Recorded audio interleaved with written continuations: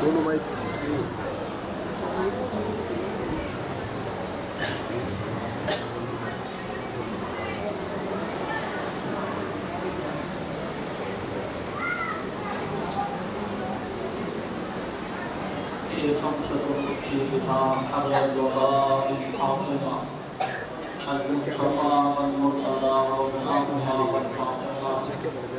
إن الله وملائكته يصلون على النبي يا أيها الذين آمنوا صلوا عليه وسلموا تسليما اللهم صل على سيدنا محمد وعلى آل محمد وبارك وسلم صلاة وسلاما عليك يا سيدي يا رسول الله صلى الله تعالى عليه وسلم سبحان ربك رب العزة عما يصفون وسلام على المرسلين والحمد لله رب العالمين لا إله إلا الله محمد رسول الله صلى الله عليه وسلم الحمد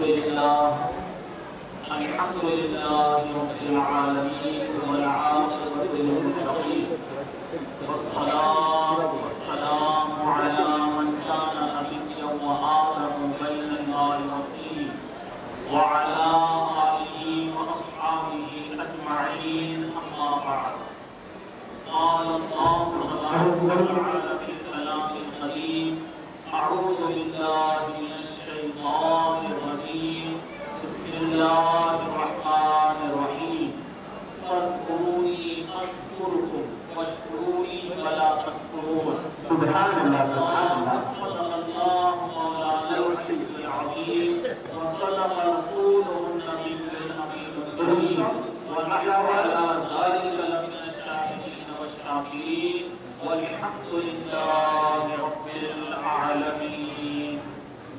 حاضرین، اللہ رب العزت کا بے انتہا شکر و احسان ہے کہ اس نے ہمیں آپ کو ایمان و صحت کی سلامتی کے ساتھ اپنے مقدس گھر میں اپنے محبوب بندے حضرت شیخ بہاؤالدین چشتی رحمۃ اللہ تعالی کے عرس کے موقع پر جمع ہو کر اس کا اور اس کے محبوب بندوں کا ذکر کرنے کا موقع عطا فرمایا.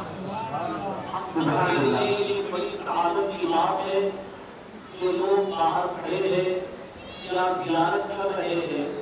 میں ادب کے ساتھ گزارش کروں گا چاہیے کے لیے درگاہ سے فارغ ہونے کے بعد جلد از جلد اللہ کے گھر میں تھوڑی دیر کے لیے آ کر بیٹھے. انشاءاللہ مولا تبارک و تعالی آج حضرت شیخ بہاؤالدین چشتی رحمۃ اللہ تعالی کے اس عرس کے موقع پر ہم اور آپ انشاءاللہ حضرت کو وہ تحفہ پیش کریں گے جو حضرت کی پسند اور اللہ والوں کو جو پسند ہے وہ کیا پسند ہے پہلے ہمیں جاننا ضروری ہے. اس لیے تھوڑا سا وقت آپ کا لیا جائے گا، تھوڑا بیان ہوگا، بیان کے بعد ذکر ہوگا تاکہ ہم اور آپ ذکر کی اہمیت کو سمجھیں. اسی لیے قرآن کریم کی بہت ہی مشہور و معروف آیت مبارکہ کی تلاوت کا شرف میں نے حاصل کیا ہے. اللہ تبارک و تعالیٰ قرآن پاک میں فرماتا ہے فاذکرونی اذکرکم، تم مجھے یاد کرو میں تمہیں یاد کروں گا. فاذکرونی اذکرکم، تم میرا ذکر کرو میں تمہارا چرچا کروں. فاذکرونی اذکرکم، تم میرا ذکر کرو میں تمہارا ذکر کروں گا. اللہ رب العزت اس آیت کریمہ میں دو باتیں ہمیں بتا رہا. ایک بات ہے ذکر کی، ایک بات ہے ذکر کی. فاذکرونی اذکرکم واشکرونی ولا تکفرون، میری نعمتوں کا شکر کرو انکار نہ کرو. تو دوسرے حصے میں اللہ تبارک و تعالی شکر ادا کرنے کا حکم دے رہا. پہلے حصے میں اللہ تبارک و تعالی ذکر کا حکم دے رہا، دوسرے حصے میں شکر کا حکم دے رہا. اب اس میں دو باتیں ہیں، ذکر بھی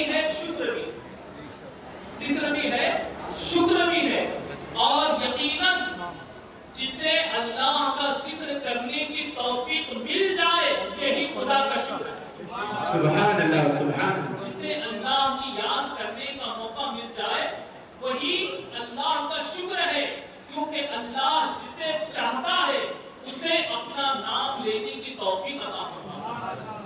ورنہ کیا ہماری زبان اس قابل ہے کہ ہم اللہ کا نام لے سکیں؟ ہماری زبان میں وہ طاقت ہے کہ ہم خدا کو پکار سکیں؟ نہیں. یہ محض خدا کا فضل ہے. جن بندوں سے خدا راضی ہوتا ہے انہیں اپنا ذکر کرنے کی توفیق عطا فرماتا ہے. سبحان اللہ سبحان اللہ. اور ذکر الہی، اللہ کے نام کی طاقت کیا، انشاءاللہ یہ بھی آپ سنیں گے، مگر آؤ تھوڑا سا سمجھنے کی کوشش کرو. جھوم کر بلند آواز سے درود شریف سنائیے. اللہم صلی علی سیدنا مولانا محمد وعلی آلہ وسلم علیہ صلاۃ و سلام علیک یا رسول اللہ. یا سیدی یا رسول اللہ صلی اللہ تعالی علیہ وسلم. اللہ تبارک و تعالی فرماتا ہے فَاذْكُرُونِي أَذْكُرْكُمْ، تم میری یاد کرو میں تمہاری یاد کروں گا. سبحان اللہ. ذکر کا مطلب ہے یاد. ذکر کا مطلب کیا ہے؟ یاد. کس کی یاد؟ تو اس خالق کائنات کی یاد جس نے ساری کائنات کو پیدا کیا. کس کی یاد؟ اس کی یاد جو زمین و آسمان کا خالق ہے. کس کی یاد؟ اس کی یاد کرو جو ساری مخلوق کا خالق ہے. اس کی یاد جو ہمارا خالق ہے. اس کی یاد جس نے سب کو پیدا کیا. اس کی یاد. اور یاد اسے کیا جاتا ہے جس سے محبت ہوگی. کسے یاد کیا جاتا ہے؟ جس سے محبت ہوتی ہے. آج یہ سارے عاشقان خواجہ جو حضرت شیخ بہاؤالدین چشتی علیہ الرحمہ کے عرس میں آئے ہیں، یہ کیوں آئے ہیں؟ کیا ان کو آنے کے لیے کسی نے ٹکٹ دیا تھا؟ کیا آنے کے لیے کسی نے پیسے دیے تھے؟ کیا آنے کے لیے کسی نے زبردستی کیا تھا؟ نہیں. یہ سب کے سب عاشق محبت سے آئے ہیں. یہ تمام کے تمام عاشقین عقیدت و محبت سے آئے ہیں. تو پتا چلا یاد اس کو کیا جاتا ہے جس سے محبت ہو. تو اب آپ دیکھیے حضرت خواجہ بہاؤالدین چشتی رحمت اللہ تعالی علیہ اللہ کے دوست ہے، اللہ کے ولی ہے، اللہ کے محبوب ہے. جب ان سے محبت ہو تو لوگ ان کو یاد کر کے ان کے پاس آتے ہیں. تو یہی حضرت خواجہ شیخ بہاؤالدین چشتی ساری زندگی جس کو یاد کرتے رہے وہ اللہ کو یاد کرنا کتنا بلند ہے. سبحان اللہ. اللہ کو یاد کرنا. اور جب ان کی بارگاہ میں آ کر ہم اس خدا کو یاد کریں گے جس خدا کو ساری زندگی حضرت نے یاد کیا، تو حضرت ہم سے خوش نہیں ہوں گے، حضرت ہم سے راضی نہیں ہوں گے، یقیناً ہوں گے. اسی لیے اللہ کو یاد وہی کریں گے جو اللہ سے محبت کرتے ہیں. اللہ کو یاد وہی کریں گے. اور محبت کون کرتے ہیں؟ تو قرآن ہمیں بتاتا ہے والذین آمنوا اشد حبا للہ. ایمان والے سب سے زیادہ خدا سے محبت کرتے ہیں. سبحان اللہ سبحان جو اللہ. اللہ والے یہ سب ایمان والے، اور سب سے زیادہ یہ کس سے محبت کرتے ہیں؟ اللہ سے. اللہ کی محبت ایسی ہے کہ اگر خدا کا نام ان کے سامنے آ جائے تو کیفیت بدل جاتی ہے. سبحان اللہ. اللہ کا نام ان کے سامنے لیا جائے تو کیفیت بدلتی ہے. خدا سے محبت کرنے والوں کے سامنے جب اللہ کا نام لیا جائے تو کیا حالت ہوتی ہے پتا ہے تمہیں؟ حضرت سیدنا ابراہیم خلیل اللہ علی نبینا علیہ الصلوۃ والسلام اللہ کے خلیل ہے. کون ہے؟ اللہ کے خلیل. اللہ نے انہیں اپنا دوست بنایا. بے پناہ خدا سے محبت کرتے، بے پناہ اللہ سے محبت کرتے. اب اللہ نے ان کے دل میں کیسی محبت رکھی؟ حضرت ابراہیم علیہ السلام کے دل میں خدا کی محبت کا کیا عالم تھا؟ اللہ نے آپ کو مال و دولت سے نوازا. بہت سارا مال و دولت آپ کے پاس تھا. فرشتوں کو آزمانے کے لیے حضرت ابراہیم علیہ السلام کے پاس بھیجا. کہا جاؤ دیکھو یہ میرا خلیل سب سے زیادہ مجھ سے محبت کرتا ہے، سب سے زیادہ مجھے چاہتا ہے۔ فرشتے انسان کے روپ میں، انسان کے بھیس میں حضرت ابراہیم علیہ السلام کے پاس آئے اور بلند آواز سے اللہ کی تسبیح پڑھی۔ کیا پڑھا؟ سبحان الملک القدوس، سبحان ذی الملک والملکوت، سبحان ذی العزت والعظمت والہیبت والقدرت والکبریاء والجبروت۔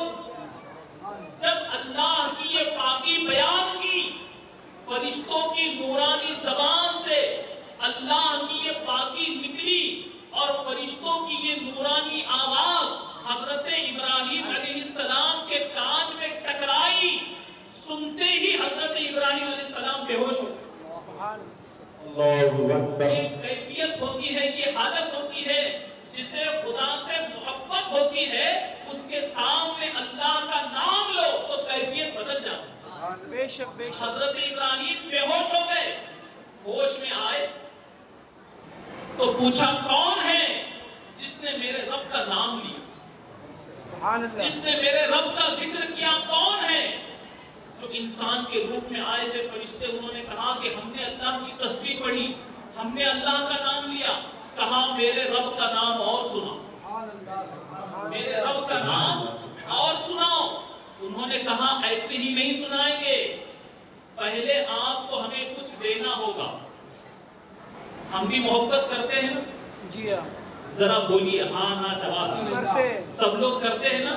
اب کون کس سے کرتا ہے میں نہیں جانتا، مگر محبت انسانی تقاضا ہے، ہم بھی محبت کرتے ہیں۔ مگر یاد رکھو محبت میں آزمائش بھی ہوتی ہے، محبت میں امتحان بھی ہوتا ہے۔ جب دنیا کی محبت میں امتحان ہوتا ہے تو خدا جس سے محبت کرے گا اس کا بھی امتحان ہوگا۔ تو اللہ تبارک و تعالیٰ کے خلیل حضرت ابراہیم علیہ السلام سے وہ فرشتوں نے کہا کہ پہلے آپ کو کچھ دینا ہوگا۔ تو حضرت ابراہیم علیہ السلام فرماتے ہیں دیکھو میرے پاس یہ بکریوں کا ریوڑ ہے، اس میں سے آدھی بکریاں لے لو، میرے رب کا نام اور سنو۔ سبحان اللہ۔ محبت ہے، کیا الفت ہے خدا سے، کیا عشق ہے خدا سے۔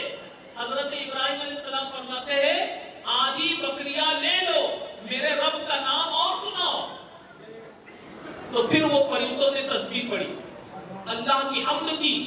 حضرت ابراہیم علیہ السلام سن کر پھر بے ہوش ہو گئے، پھر ہوش میں آئے، ہوش میں آتے ہی کہا میرے رب کا نام اور سناؤ، میرے رب کا نام اور سناؤ۔ انہوں نے کہا اب کیا دو گے؟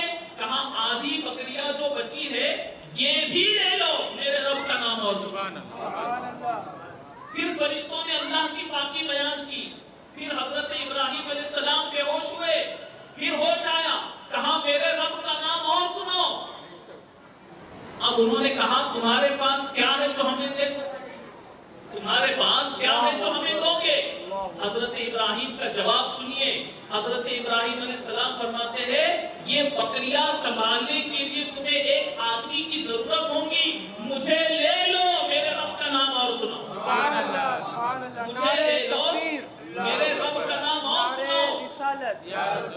یہ ہے خدا کی محبت، یہ ہے خدا سے عشق۔ ایمان والے اپنے رب سے بہت زیادہ محبت کرتے ہیں، ایمان والے اپنے رب کو بہت زیادہ چاہتے ہیں، اور جو خدا سے محبت کرتے ہیں وہ ہمیشہ اللہ کی یاد میں رہتے ہیں، وہ ہمیشہ خدا کی یاد میں رہتے ہیں۔ جھوم کر بلند آواز سے درود شریف سنائیے۔ اللہم صلی علی یا رسول اللہ صلی اللہ تعالی علیہ وسلم۔ اب خدا سے محبت کرنے والے ایمان والے ہوتے ہیں اور اللہ کی یاد میں ہمیشہ رہتے ہیں۔ ہم بھی ایمان والے ہیں، ہمیں بھی چاہیے کہ ہم وہ طریقہ اپنائیں جو اللہ والوں کا۔ اللہ کو یاد کرنے سے کیا ملتا ہے؟ جو بندہ سچے دل سے محبت کے ساتھ، عقیدت کے ساتھ اپنے رب کو یاد کرتا ہے، اپنے رب کا ذکر کرتا ہے، جب وہ بندہ مشکل سے مشکل وقت میں ہوتا ہے تو اللہ کی مدد اس کے ساتھ ہوتی ہے، اللہ کی مدد اس کے ساتھ ہوتی ہے۔ وہ کیسے؟ تو آؤ اس کی بھی ایک مثال سنیے۔ حضرت سیدنا نوح علیہ السلام کے زمانے میں ایک بہت بھیانک طوفان آیا، سب لوگ جانتے ہیں، تاریخ اسلام گواہ ہے، اور ایسا بھیانک طوفان تھا کہ بڑے بڑے پہاڑ اس میں غرق ہو گئے، اور جو ایمان نہ لائے اللہ رب العزت نے ان سارے کفار و مشرکین کو ڈبو کر ہلاک کر دیا۔ حضرت نوح علیہ السلام کے دور میں طوفان آنے سے پہلے اللہ رب العزت نے حضرت نوح علیہ السلام کو حکم دیا کہ تم ایک کشتی بناؤ۔ کیا بناؤ؟ کشتی سمجھتے ہیں نا، جہاز، ناؤ بناؤ، اور جو مجھے ماننے والے ہیں، جو ایمان والے ہیں، وہ سارے ایمان والوں کو تم اپنے ساتھ کشتی میں سوار کر لینا، اور ان قریب بہت بھیانک طوفان آئے گا، سیلاب آئے گا، پوری دنیا میں پانی ہی پانی ہوگا، لیکن جو ایمان والے ہیں، جو کشتی میں سوار ہوئے ہیں، اللہ ان کی حفاظت کرے۔ حضرت نوح علیہ السلام اللہ کے حکم سے وہ کشتی بنا رہے، لکھا ہے حضرت نوح علیہ السلام کشتی بنا رہے تھے، ایک بوڑھی خاتون، ایک عورت حضرت نوح علیہ السلام کے پاس آئی، پوچھا کہ اے اللہ کے نبی آپ کیا کر رہے ہو؟ کہا اللہ کے حکم سے میں کشتی بنا رہا ہوں، ناؤ بنا رہا ہوں، جو ایمان والے ہیں وہ اس میں سوار ہوں گے، اور جو ایمان نہیں لائے وہ سیلاب میں ڈوب کر مر جائیں۔ تو اس خاتون نے، اس بڑھیا نے کہا اے اللہ کے نبی جب طوفان آنے والا ہوگا تب مجھے بھی خبر کرنا، جب طوفان آنے والا ہوگا مجھے بھی بتانا تاکہ میں بھی کشتی میں آ جاؤں۔ حضرت ابراہیم علیہ السلام نے کہا، حضرت نوح علیہ السلام نے کہا ٹھیک ہے میں بتا دوں گا، لیکن جب طوفان آیا اس طوفان کی ہمہ ہمی میں، اس طوفان کے ہنگامی ماحول میں حضرت نوح علیہ السلام کو بتقاض بشری وہ بڑھیا کی بات یاد نہ رہی، بھول گئے۔ طوفان آیا، ساری تباہی بربادی مچا کر گیا، سارے بے ایمان ڈوب کر ہلاک ہو گئے، مگر جو ایمان والے کشتی میں سوار تھے اللہ نے سب کو بچا دیا۔ جب وہ کشتی جودی پہاڑ کے کنارے پر لگی، حضرت ابراہیم، حضرت نوح علیہ السلام کو یاد آیا کہ میں نے ایک بڑھیا سے وعدہ کیا، اب پتہ نہیں وہ بڑھیا طوفان میں ہے یا نہیں، اس بڑھیا کی جھوپڑی کی طرف چل پڑے، اس بڑھی عورت کے جھوپڑی کی طرف چل پڑے۔ جب قریب گئے تو کیا دیکھتے ہیں؟ جھوپڑی سے ہی سلامت ہے، اور جھوپڑی کے اندر داخل ہوئے تو دیکھا وہ بڑھیا اللہ کا ذکر کر رہی ہے، اللہ کی یاد کر رہی ہے۔ اس بڑھیا سے پوچھا، اس بڑھیا نے جب حضرت نوح کو دیکھا تو پوچھا اے اللہ کے نبی کیا طوفان آنے والا ہے؟ حضرت نوح فرماتے ہیں کہ طوفان تو کب کا آ کر چلا گیا، تمہیں خبر نہیں ہوئی۔ وہ بڑھیا کہتی ہے مجھے کیا خبر، میں اللہ کے ذکر میں تھی، اللہ نے میری حفاظت کر دی۔ جو اللہ کا ذکر کرتا ہے اللہ کی مدد اس کے ساتھ ہوتی ہے۔ عزیزان گرامی، برادران ملت اسلامیہ، تو ہم یہ چاہتے ہیں کہ ہم سب عاشقان خواجہ آج حضرت شیخ بہاؤالدین چشتی علیہ الرحمہ کے عرس میں آئے ہیں، تو ہم وہ کام کریں گے جو حضرت کو پسند ہے۔ آپ لوگ تیار ہیں؟ بہت سے عقیدت مند ہیں، اور جو لوگ زیارت کر رہے ہیں وہ بھی سب ہیں۔ میں سب سے گزارش کروں گا کہ ذکر کی محفل میں سب آئے، کیونکہ اللہ کے ولی کو خوش کرنے کا جو عمل ہے وہ عمل کیا ہے یہ اللہ والوں نے ہمیں بتایا۔ اب سب اللہ والوں کی بارگاہ میں جاتے ہیں تو کچھ نہ کچھ نذرانہ لے کر جاتے ہیں، بولیے نا، تحفہ لے کر جاتے، کیا لے کر جاتے؟ پھول لے کر جاتے ہیں، چادر لے کر جاتے ہیں، اپنی اپنی عقیدت محبت سے لے کر جاتے ہیں۔ مگر میں آپ سے ایک بات پوچھتا ہوں، ایک شخص جو ضرورت مند ہے، غور سے سنیے، سب ہے نا ہوش میں؟ جی ایک شخص جو ضرورت مند ہے بھوکا، اب اس کے پاس چاہنے والے لوگ اپنی اپنی طرف سے تحفہ لا کر اس کو دے رہے، کوئی برتن دے رہا ہے، کوئی کپڑے دے رہا ہے، کوئی بستر دے رہا ہے، بولیے کیا وہ شخص خوش ہوگا؟ نہیں بھئی، آپ وہ چیزیں دے رہے جس سے پیٹ نہیں بھرتا، مگر کوئی ایسا شخص آیا کہ جس نے اس ضرورت مند کو کہا کہ لو میری طرف سے یہ کھانا آپ کے لیے تحفہ، سبحان اللہ، اب وہ کتنا خوش ہوگا؟ تو بلا تشبیہ و تمثیل کسی بھی اللہ والوں کی بارگاہ میں ہم چادر لے کر جائے، پھول لے کر جائے، عطر لے کر جائے، اب وہ خوش ہوں گے نہ ہوں گے ہم نہیں جانتے، مگر ہماری خوشی ہے، بے شک وہ ہوتے ہیں یا نہیں ہوتے ہم نہیں جانتے، یہ ہماری خوشی ہے، لیکن اگر ان کی ضرورت کی چیز اللہ کا ذکر کا ثواب لے کر کوئی ان کی بارگاہ میں جائے تو کیا وہ خوش نہیں ہوں گے؟ یقیناً خوش ہوں گے، اور جو اللہ کا ذکر کا تحفہ لے کر ان کی بارگاہ میں جائے گا اسے اپنی حاجت کہنے کی ضرورت نہیں ہوگی، اللہ کا ولی ہاتھ اٹھا دے گا، اللہ اس کی دعا سے تمہاری مراد پوری کر دے گا۔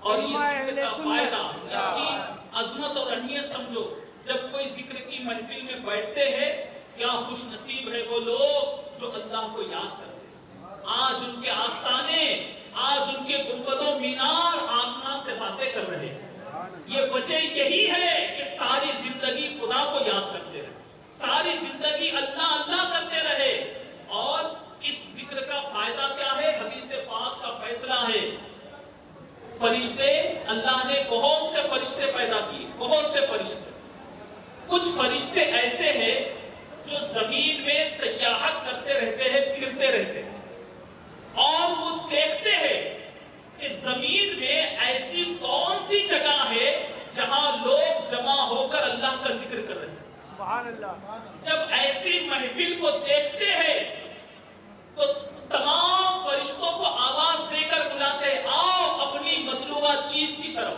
سبحان اللہ، جو ہم چاہتے ہیں آؤ اس چیز کی طرف، تو لکھا ہے ذکر کرنے والی اس محفل کو سارے فرشتے گھیر کر آسمان تک کھڑے ہو جاتے، سبحان اللہ، آسمان تک کھڑے ہو جاتے، اللہ رب العزت سب جانتا ہے، پھر بھی فرشتوں سے پوچھتا، اللہ فرشتوں سے پوچھتا ہے، اے میرے فرشتوں بتاؤ وہ میرے بندے کیا کر رہے تھے، کیا بات ہے، کیا بات ہے، وہ میرے بندے جمع ہو کر کیا کر رہے تھے، خدا کو سب معلوم ہے یا نہیں، وہ سب جانتا ہے، ہمارے دل میں کیا خیال ہے خدا وہ بھی جانتا ہے، مگر خدا فرشتوں کو بتانا چاہتا ہے میرا ذکر کرنے والوں کا مقام کیا ہے، سبحان اللہ، اللہ پوچھتا ہے بتاؤ وہ کیا کر رہے تھے، تو فرشتے کہتے یا اللہ وہ بندے جمع ہو کر تیرا ذکر کر رہے ہیں، سبحان اللہ، اللہ پوچھتا ہے اے فرشتوں کیا ان بندوں نے مجھے دیکھا ہے،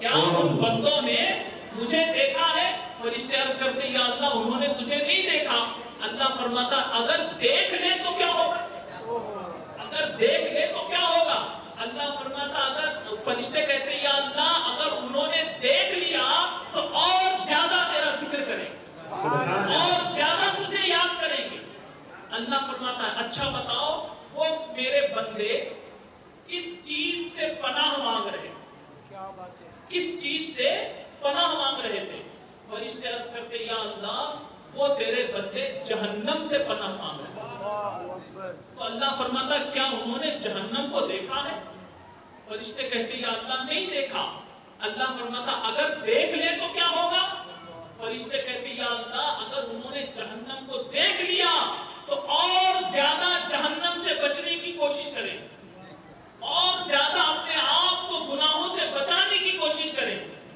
پھر اللہ فرماتا ہے اے میرے فرشتوں یہ بتاؤ وہ میرے بندے کس چیز کا سوال کر رہے ہیں، کیا مانگ رہے تھے، فرشتے عرض کرتے یا اللہ وہ تیرے بندے جنت کا سوال کر رہے ہیں، سبحان اللہ، جنت کا سوال کر رہے تھے، اللہ فرماتا کیا انہوں نے جنت کو دیکھا، کہاں جنت کو نہیں دیکھا، اللہ فرماتا اگر دیکھ لے تو کیا ہوگا؟ فرشتے کہتے اگر دیکھ لے تو اور زیادہ جنت کی خواہش کریں، اور زیادہ ایسے اعمال کریں گے جو ان کو جنتی بنا دے۔ تو اللہ تبارک و تعالی فرشتوں سے کہتا ہے کہ اے میرے فرشتوں، تم گواہ رہنا اس محفل میں جتنے لوگ آئے تھے میں نے سب کو بخش دیا، سب کی مغفرت فرما دی، سب کے گناہوں کو معاف فرما دیا۔ عزیزان گرامی، برادران ملت اسلامیہ، یہ ہے ذکر الہی کی برکتیں۔ اگر ہم اللہ کا ذکر کریں گے تو یقیناً اللہ رب العزت اس ذکر کی برکت سے ہمارے بھی گناہوں کو معاف فرمائے گا، اور ہمارے ذکر پر خود حضرت شیخ بہاؤالدین چشتی گواہ رہیں گے، اللہ کا ولی گواہ رہیں گے، اور اللہ سنیل پانی کا موٹر چالو کریں گے، وضو کے لیے پانی نہیں ہے، کریں گے تو یقیناً یہ اللہ کی یاد کرنا دنیا آخرت دونوں جہاں میں ہمارے آپ کے کام ہے۔ اللہ والوں کو یہی پسند ہے اور اللہ والوں کا یہی طریقہ ہے۔ تو انشاءاللہ اب عشاء کی نماز سے پہلے 10 سے 15 منٹ زیادہ وقت نہیں، ذکر کا طریقہ کیا ہے میں آپ کو سمجھاؤں گا، اور یہ وہ طریقہ ہے جو اللہ والے اپنی خانقاہوں میں کرتے تھے۔ یہ خانقاہوں کا طریقہ ہے، بزرگوں کا طریقہ، تو اسی طریقے سے ایک ساتھ مل کر